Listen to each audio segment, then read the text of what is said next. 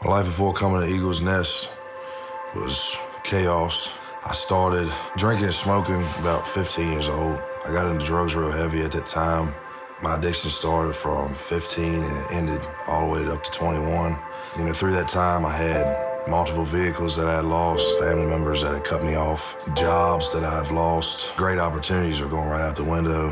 I isolated myself from a lot of people. I isolated myself from friends, family, until I was just alone. I got to a place where it was just me in an apartment. When I lost my job, I was losing my apartment as well. And I just remember not even being able to call my mom because at this time, she had cut me off. The damage was already done there. I wasn't even able to reach out to anybody for help. I remember being in the living room on my couch and just being hopeless and not knowing if God was there or not. Real quiet, real lonely, cried out to the Lord. I said, if you're real, show me, And I had my Bible in my hand. When I opened my Bible, the first thing that came up was, do not hide your face from me. When I read that, I broke. And I went upstairs and I prayed for an hour after that and just asked the Lord to forgive me for everything and to help me. I had some falls after that, but that was really the start and the breakthrough of a good life and what He had for me. My experience at Eagles Nest was the first day I walked in the door, having a plate of dinner.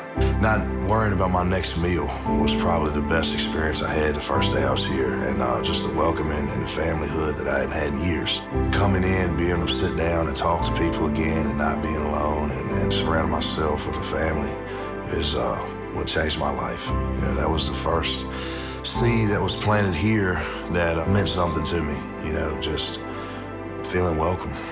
After that, I grew a work ethic, I grew companionship, just got my confidence back, was able to really take a look at myself and my actions and how I needed to change. Just having a good support group around me to know that, if I did something wrong, I would be able to fix it with the help of others. So if I looked back on my story then and knew what I was doing now, I probably would just break down and cry, man. It's just so much joy that I've gotten since being here and since coming through the program, and the motivation and the love and everything I thought I lost, I regained. Couldn't even imagine, going back. I couldn't even imagine this time going back and really falling again, just because of how hard I've worked this time, how much the Lord's done in my life, how much I've just given to Him and made the choice to choose Him more than myself. Choosing Him more than myself is what I'll have to do the rest of my life if I want to continue to stay sober.